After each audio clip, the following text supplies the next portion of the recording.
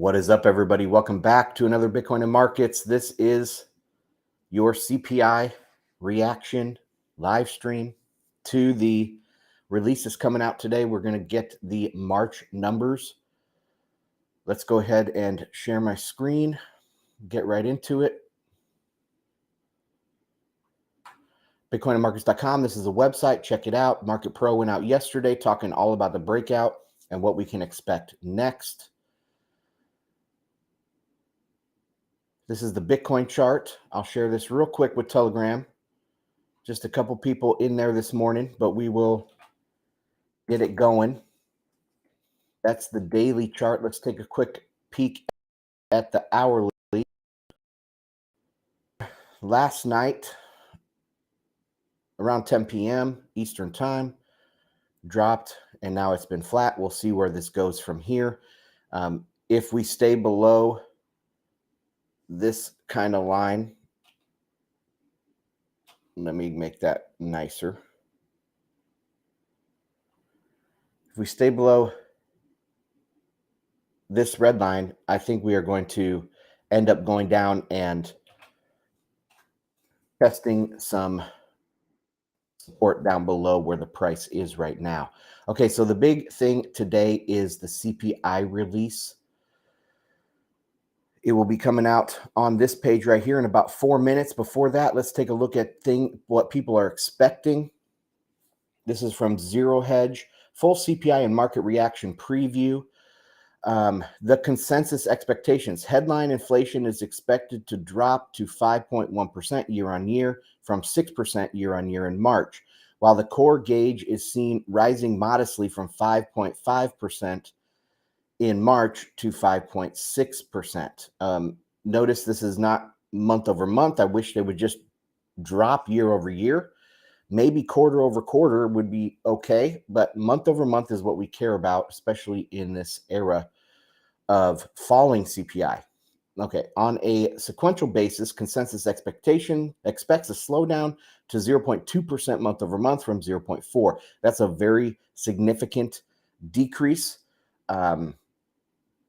Remember, the last couple months, it was about 70% of the total increase was from shelter specifically.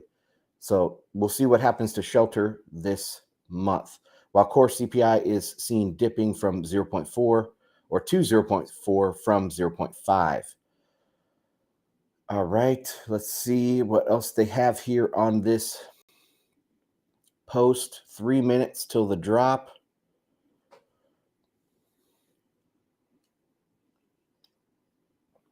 All right. First, a 0.5% increase in used car prices in March. That's what people were looking at. Second, airfares in the CPI are expected to decline 2%. That's not a hugely significant number. Third, shelter inflation. That is a very significant number. That's half of the weighting. Or I think it's like just above 30%. Sorry, I had to correct that. Just above 30% weighting is the shelter component. Third, shelter inflation is expected to remain elevated but decelerate on a sequential basis in March. I saw some headlines this week already about people coming out.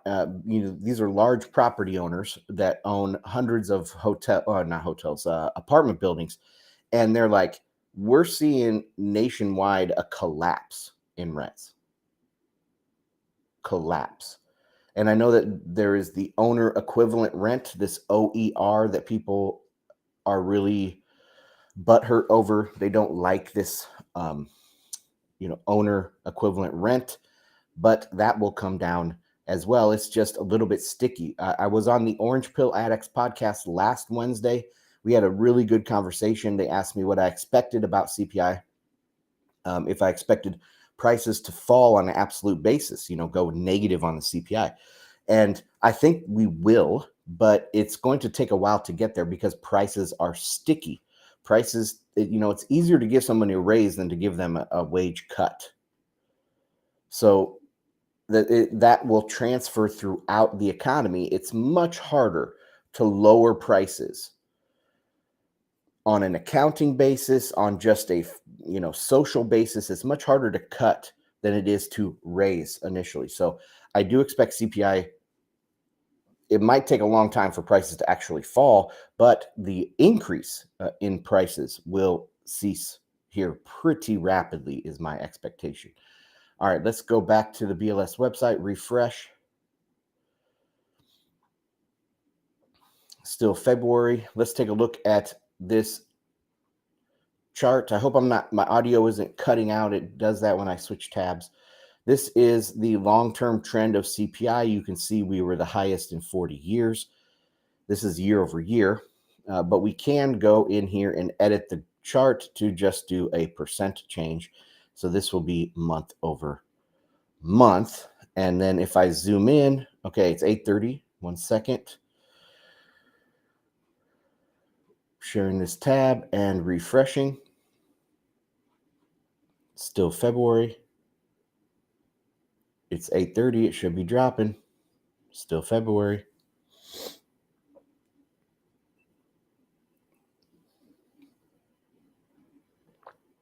Still February. Let's take a look at this chart here real quick. So this is the headline CPI month over month. And you can see June to July of last year is when we hit a brick wall. That made a fundamentally different scenario for CPI. That was peak CPI back here in June, and we are going down. And I think it will fall quite rapidly this year. Here we go, month. March. Oh my goodness. The consumer price index for all urban consumers rose only 0.1% in March on a seasonally adjusted basis after increasing 0.4% in February. So this is a drastic, undershooting of even the consensus. So the consensus was 0.2%. The headline went down to 0.1%. Now, if you annualize that, it's 1.2% annualized, 1.2%. When Powell and these other talking heads, they say, oh, can we get back down to our target 2% inflation, quote unquote inflation. This is 2% year over year CPI, which is like a derivative of a derivative here. Because CPI is a derivative of inflation, and year over year is a derivative of the month over month CPI, right? It's not the other way around where people think the year over year or the month is the derivative of the year. No, the year is cumulative month over month for the last 12 months. So when Powell targets 2%, like what does he mean? He means year over year. But as we can see right here, 0.1% in March is actually under their 2% goal. All right. So the index for shelter was by far the largest contributor to the monthly all items increase. That's the same as the last several months. This more than offset a decline in the energy index, which decreased 3.5% over the month as all major energy component indices declined. The food index was unchanged in March, with the food at home index falling 0.3%. The index for all items less food and energy rose 0.4% in March after rising 0.5% in February. Indices which increased in March include shelter, motor vehicle insurance, airline fares, household furnishings and operations, and new vehicles. The index for medical care and the index for used cars and trucks were among those that decreased over the month. The all items index increased 0.5% for the 12 months ending in March. That was one of the things that people were looking at to see how the market would react, because the market is full of a bunch of simpletons that worry about the year over year. This was the smallest 12-month increase since the period ending May of 2021. The all items less food and energy index rose 5.6% over the last 12 months. The energy index decreased 6.4% for the 12 months ending in March, and the food index increased 8.5% over the last year. Very, very interesting. Here's the table. I'm going to share this page with Telegram. We're going to go over a few other things here. This article that I was reading from just a minute ago, they had an expectation for what was going to happen to the market. So greater than 6% on the year over year, the S&P sells off at least 2%. But where did we land? We landed at 5.0%, which is in this category. 4.6 to 5.1, S&P rallies 50 to 100 basis points. All right, so that's what the kind of market consensus was thinking is going to happen from this CPI release. I want to go back to this chart one more time. It's not going to be updated until the next, I think Fridays, but I'm not sure exactly when this chart gets updated. But you can see February was technically 0.37. They round it to 0.4. But this one is going to come in very close down here to the zero line. And it will be an obvious change in character. So back in 2020, 2021, 2022, we had these very high CPIs where it was up to, look at this, in June of 2022, this has been revised, by the way, but June of 2022, it was at 1.18%. Annualized, that's over 14% for that month. And what happened the very next month? Negative, actually, by a little bit, but pretty much zero. This was the brick wall. This was peak CPI. Called it at the time. And we see a definite change in character since that period. A lot of people are out there expecting things to fall very rapidly at this point. Let me go in here and I'm going to share a different screen. We're going to actually share into Telegram. What is up, guys? Okay, let's go up here because I shared a cool chart. I think I shared it up here. Come on, baby. Yeah. Okay, so this was from Joe Consorti of the Bitcoin Layer and Nick Bhatia, their organization over there. And this is what the market is kind of pricing in for CPI. And it's hard to see because it doesn't contrast all that well, but this red line on the right is what people are thinking is going to be the year-over-year path going forward. And it did hit pretty well right on the 5% for March. And it has us, by the end of the year, getting all the way down to almost 2%. Hugh Henry, he's the acid capitalist. I watch and follow a lot of his work. He is expecting within 90 days for the year over year to drop to 2%. I mean, that's a little bit fast, but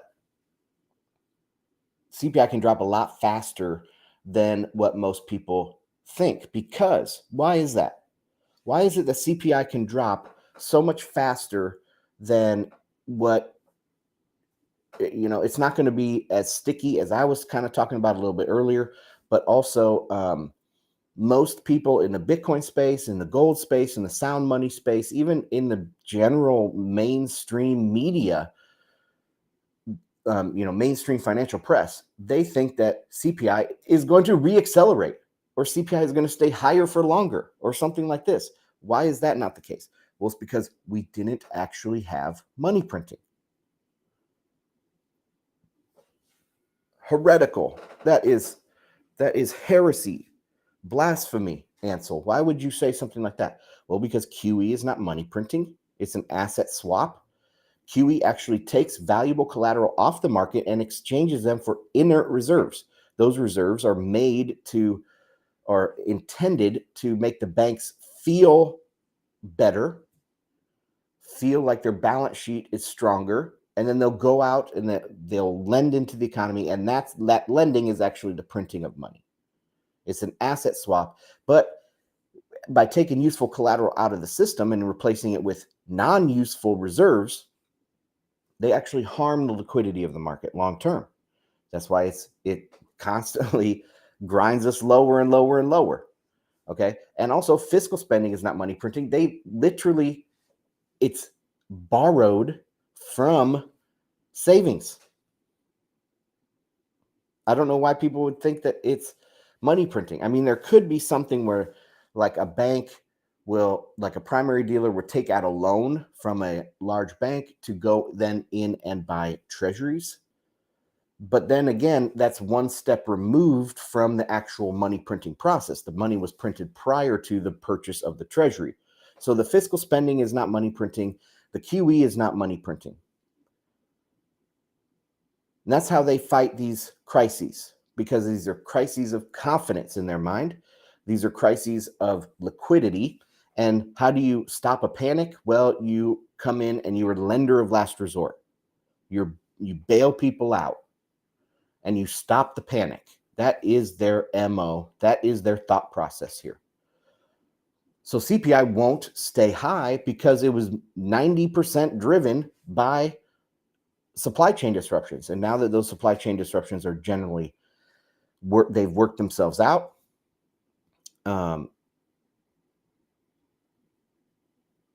So the supply chain crisis has worked itself out. And we have incredible demand destruction that happened over the last few years due to bad government policy. And we're having a big time pullback in demand. Just look at the oil price. We can go in and look at some of these oil prices. So let me stop sharing this and go back into the chart. Bam. So Bitcoin reacted very favorably to this release, popped up over that line I just drew that was kind of showing some resistance there. And I guess people are going to say that that is because the Fed will pause. And people hang on every word that the Fed says as if they are some sort of priest or God figure. It's a mythology of the Federal Reserve that they're omnipotent and all powerful. Maybe not omnipotent, but they're all powerful. They can crash the market. They can stimulate the market. Anything they do, they just need to do it and it will be so. Right? That's the mythology of the power of the Federal Reserve. So if the economy thinks, the market participants, I should say, large market participants buy into this mythology, and they think that a lower CPI is showing the Fed, oh, we're more on target than we think, even though core was pretty sticky, and they don't even really care too much about CPI. They care more about PCE, which doesn't come out for another 2 weeks. So will this make the Fed pause? Who knows? I mean, we could check other, like the CME tool, to see what the market is pricing in as the next, or the result of the next monetary policy adjustment. I'm not going to do that right now, but that's what we have. Look at the dollar. Whoa, big sell-off in the dollar. Man, I was not expecting this. Interesting. Down to 101.5 on the DXY. Let's take a look at gold. Gold is up as well. But the initial reaction of these things tend to reverse, guys. So be aware of that. We don't have an update on the stock market yet because it's delayed by 15 minutes on TradingView, unless I think you can buy like the highest tier and get live futures, but mine is delayed. Oil popped above this line. Let's zoom out to the daily so we can see what's going on here on oil. Finally popping above this, but you know, there's all these wicks over here, so it's not like this is breaking out to new highs or anything. Oil shows me, even with all of the cuts that we've had, OPEC minus 200 million barrels per day, then minus 1.8 million barrels per day. Russia is now had one like an incredible decline in just the last week of its oil production. So oil production is being pulled back globally, yet the price goes up $1 per barrel. I mean, this tells me that there is major demand destruction that's happened in the global economy, and we don't need as much oil. All right, let's take a look at the treasuries. The 10, a little bit red on the day after the news. Let's take a look at the 2-year. 2-year down a little bit on the day, but nothing to write about. All right, we should have updated futures now. Let's see what's going on here. You can see my little head and shoulders that I talked about on Telegram back when that was happening. I did this head and shoulders back, as this right shoulder was forming. It's actually inverted head and shoulders, but as this right shoulder was forming, I was like, okay, well, where are we going? I think I have this measured out still. Let's see. Bam. So a measured move would be up here, and we'll see if that, remember the consensus was if we came in where we came in on the CPI, that we'd see a 100 up to 100-point move. And yeah, that would put us right at the top of this measured move from this inverted head and shoulders. Interesting. Okay, so that is it. Let's take another look at some other news real quick before we go. I saw this tweet. This was interesting from Lau Pratt yesterday, and it's resizing Lightning channels off-chain with hierarchical channels. TLDR. Dynamic management of Lightning channel capacity is required to support efficient Lightning Network payments. On-chain resizing introduces delays, add costs, and limits scalability. Fast and cheap resizing may be required to support Watchtower-free Lightning payments for casual users.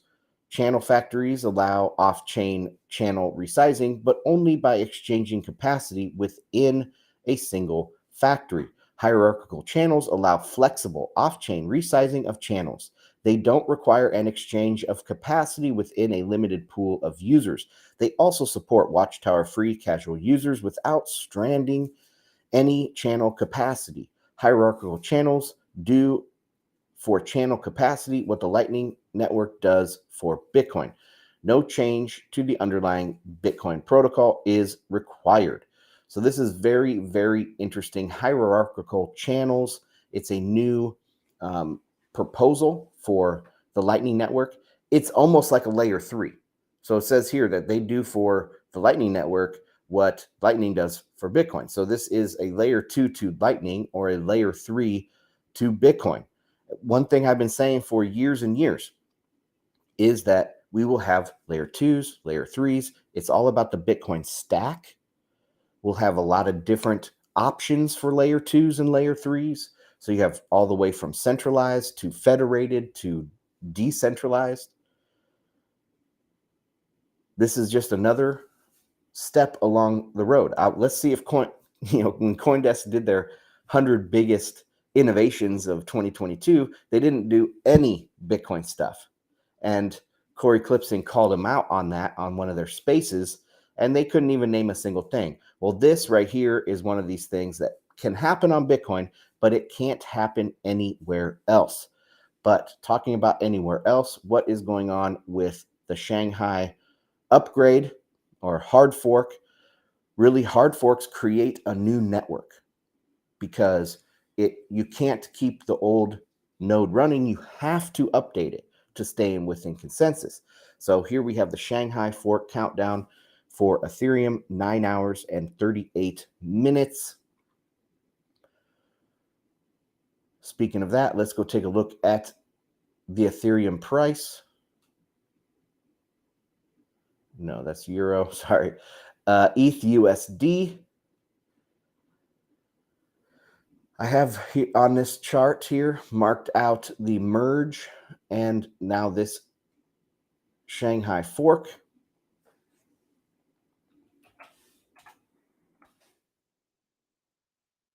What will happen? I think this will end up being a sell the news event. You can kind of see there is a rising wedge,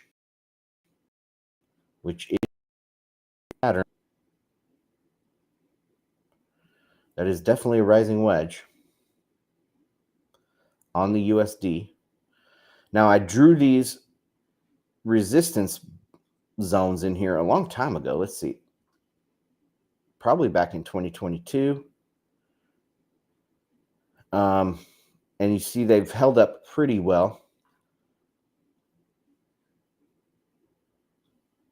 But we'll see what happens from this upcoming fork. But if we go to the ETH BTC, does not look good at all. I actually have to put this down here a little bit so we can see where this is going to hit. Shanghai fork. Again, I'll say that the problem with Ethereum was the minimum viable issuance that they did.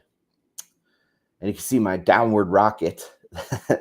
At this time when I drew this downward rocket a couple months ago, it was up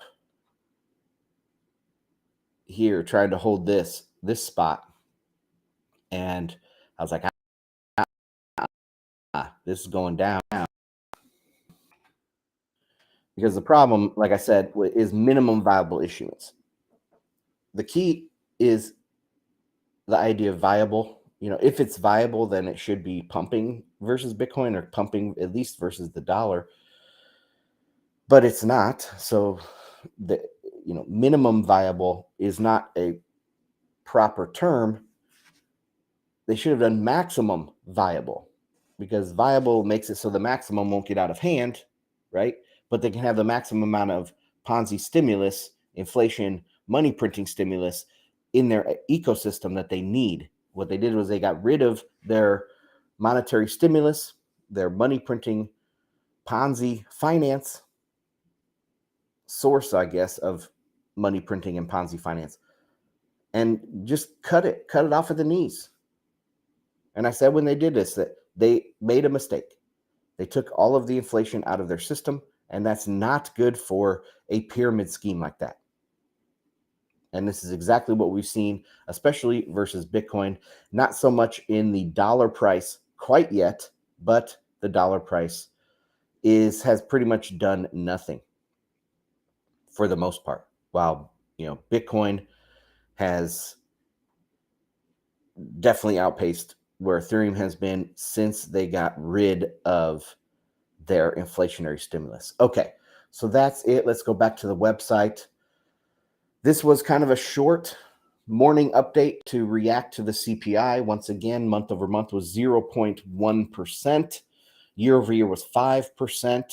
This is a drastic re-deceleration. A lot of people were talking about a re-acceleration. This is a re-deceleration of CPI.